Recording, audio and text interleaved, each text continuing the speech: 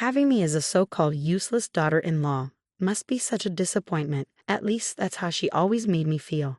Her mocking laughter rang through the phone, leaving me stunned. The arrogance in her voice and her blatant disregard for me ignited a surge of anger. She had always treated me like I was nothing, but this time her cruelty went too far. As the rest area faded into the distance, I realized I was completely alone. Moments ago, I had been with my family, but now they had abandoned me. Confusion and fear swept over me, yet her cold, cutting words echoed in my mind. You who just sit around the house don't deserve to stay at a hotel. My chest tightened. Despite all my hard work, she never acknowledged my efforts.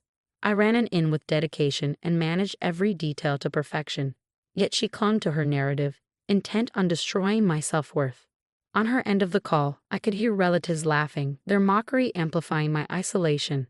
Her influence had turned the entire family against me. Even my husband refused to defend me. Anger and sadness churned inside me.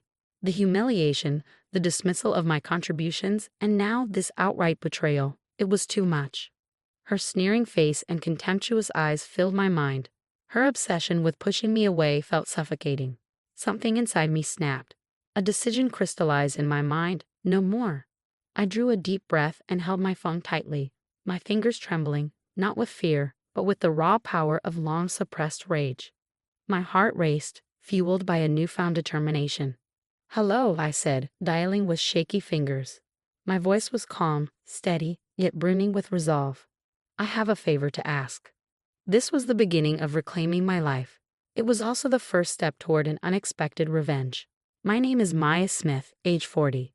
I'm a manager at a large corporation. I met my husband, Tom, in our late 30s. After dating for 6 months, we decided to marry. In the beginning, he was attentive and kind, but over time, he grew indifferent. Now, our conversations are minimal, and he barely notices my presence. Still, I accepted it, convincing myself this was just the way things were. One evening, as I cleaned up after dinner, Tom spoke to me unexpectedly. "Hey, Maya, I need to talk to you." "Oh, what's up?" I replied, smiling, pleased he was addressing me directly for once. "My family is planning a trip, about 20 relatives. They want me to handle the hotel reservations and organize the itinerary." "Really? That sounds like a big task." "Well, I'm busy with work, and you've got more days off than I do. So you take care of it. Find a cheap place, since I'm paying for everything. If you're coming, pitch in too." I wanted to point out that I worked hard and upheld my responsibilities just as much as he did, even if I had slightly more flexibility. But I bit my tongue. For once, he was asking for my help, and I wanted to oblige. Spending time with his family wasn't exactly enticing, but this was for him. "Okay," I said. "I'll handle everything." "Thanks. Just pick a place that won't embarrass us in front of my family." With that, he lay back on the couch, scrolling through his phone. After finishing the cleanup, I retreated to the bedroom and made a call to a familiar contact. "Hi, it's me. I need a favor," I said, my voice calm yet purposeful. A few days later, Tom's parents arrived at our apartment.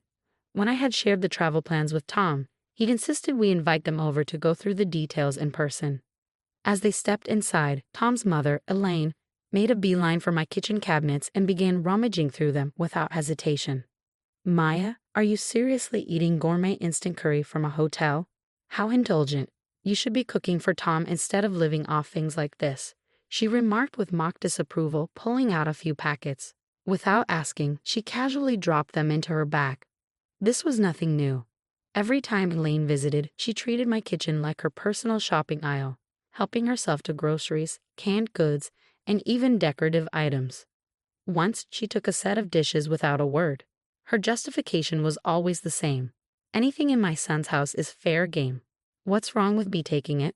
After that, I started hiding my favorite items before their visits. Tom's father, Rick, stood idly by, laughing as Elaine continued her spree. Once she was done shopping, she finally sat down. Timing it perfectly, I presented the hotel details. "Here's where we'll be staying," I said, pulling up the website for the luxury hotel I had booked. I handed them my phone to show off the sleek images of the newly opened property. Elaine glanced at it, her lips curling into a dismissive scoff. "Well, aren't you getting above your station? How are you affording this?" Fortunately, I managed to negotiate a group discount under Tom's name. I replied evenly.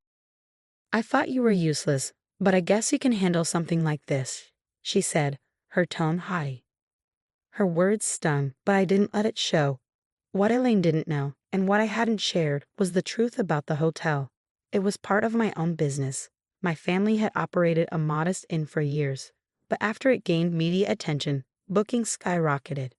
With the surge in demand, especially from international tourists, we expanded into high-end hospitality. I had been managing the new luxury property ever since.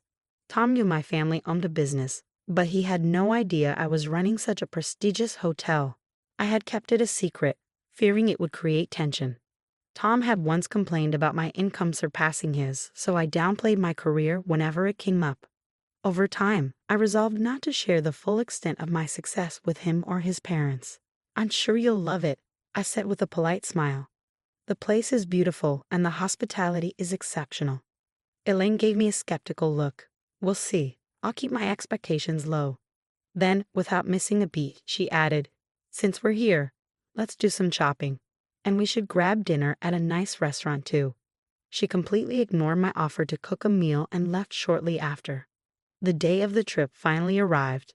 Tom, his parents, and I set off in his car, planning to meet the rest of the family at the hotel. Elaine, seated in the back, couldn't resist her usual jabs. Tom, isn't it time you replaced this old car? You shouldn't be driving around in something so shabby. Tom sighed, keeping his eyes on the road. I'd love to, but it's not in the budget.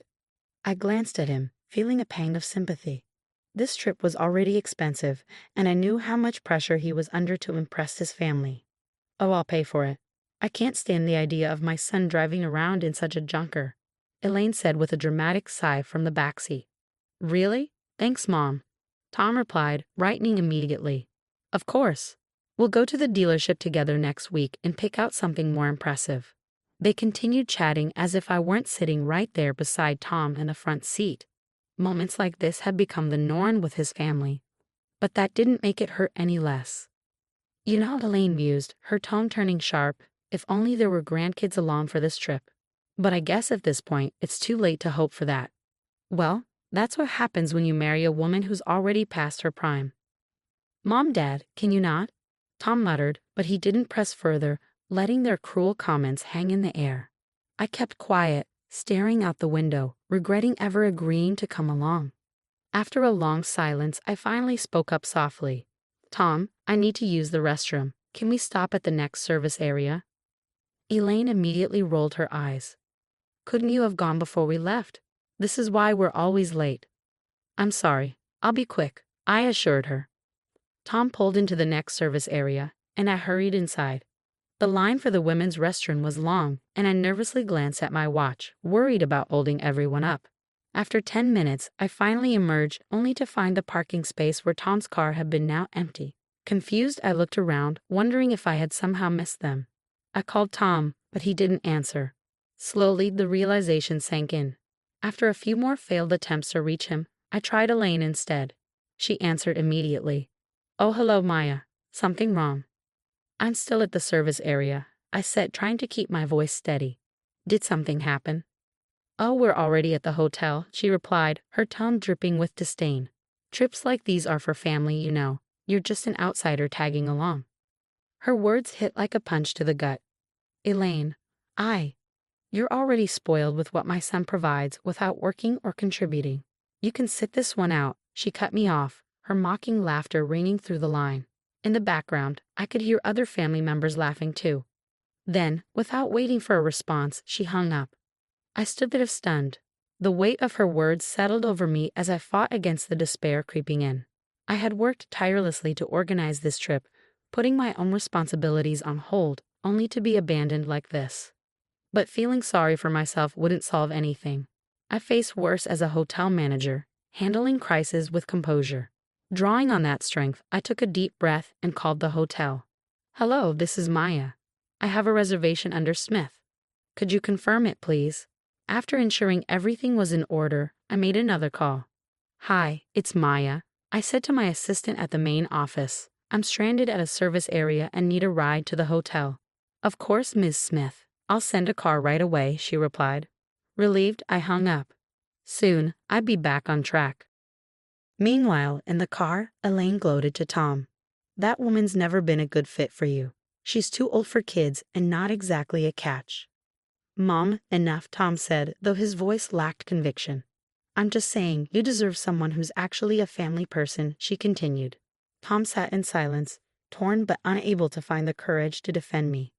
Later, at the hotel, Tom and his family settled into their luxurious rooms, enjoying the evening as if nothing had happened. They gathered in the dining area for an elaborate meal. Tom really went all out with this place, Rick said, looking around in approval. This hotel is famous nationwide. I hope it didn't cost too much. Well, Maya handled the arrangements, Tom admitted, trying to sound casual. I'm covering it, of course. That's what a good husband does. Tom's unease was evident, but he tried to push it aside and enjoy the moment. The next morning, as the family prepared to check out, they assumed all charges were already covered. But as they gathered in the lobby, the hotel manager approached them. Excuse me, here's your final bill, he said, handing Tom a detailed statement. Tom frowned as he glanced at the total. His eyes widened. The charges included a suite upgrade, additional services, and the group's special rate. Wait, Tom stammered. Why is this so much more than expected? I thought everything was handled with a discount. I apologize, sir, the manager said with polite firmness, but the discounted rate was only available if the owner was present. Tom frowned, his confusion evident. The owner? Who's that supposed to be? That would be Maya Smith, your wife. The room fell silent. Tom's face paled and a hush settled over the family. Elaine clutched her purse tightly, as though holding onto it could somehow make the charges vanish. You mean she, Maya, owns this hotel? Tom stammered, his voice shaky. The manager gave a calm nod. Yes, she's the owner. Since she wasn't present, the discounted rate is void. The total amount due now is $20,000. Elaine gasped, her grip on her purse tightening further. Tom, do something. This must be some kind of mistake. I didn't know, Tom stuttered, looking increasingly flustered. I didn't realize Maya was the owner. The manager extended the bill with a steady hand. How would you like to settle this? The other relatives began murmuring among themselves, shifting uncomfortably. You didn't know she owned this place, and she paid for everything, someone whispered. Tom's gaze fell to the floor, unable to meet their eyes. Meanwhile, I arrived at the hotel, determined to face Tom and his family. The staff greeted me warmly. Welcome back, Miss Smith, the manager said with a respectful smile. Everything has been handled as you requested. I thanked him and headed to the lobby. As I entered, I spotted Tom and his family at the counter, their expressions a mix of embarrassment and unease. Squaring my shoulders, I approached them, my head held high. Good morning, everyone, I said, my voice calm but firm. I see you're having a lovely time. The shock on their faces was almost comical. Elaine was the first to recover, her tone thick with false sweetness. Maya, dear, we were just surprised. We didn't realize you were the owner here. I'm sure you didn't, I replied evenly, but I hope my outsider status no longer concerns you. Maya, listen, Tom began, but I held up a hand to stop him. No, you listen. You left me behind because I wasn't family enough. But I'm the reason you're even here, and I pay for everything. A heavy silence followed. No one dared to look at me, their eyes cast downward. Now about that bill, I added, my tone resolute. No more discounts. Consider it payment for the years of disrespect. Without waiting for a response, I turned and walked away, a sense of closure settling over me. I left them to figure out how to handle the costs on their own. Later that day, I decided to check out of my hotel suite and head home. The decision felt symbolic, leaving behind not just the trip, but Tom and his family, once and for all. Back in my suite, I packed my bags, reflecting on everything I had endured. This trip had been a turning point, a realization that I deserved respect and appreciation, things I'd never received from Tom or his family. As I was finishing up, the manager knocked on the door and entered carrying a parting gift. Miss Smith, thank you for your continued partnership and for trusting us. We hope this is just the beginning of many more successful ventures. Thank you, I replied, smiling.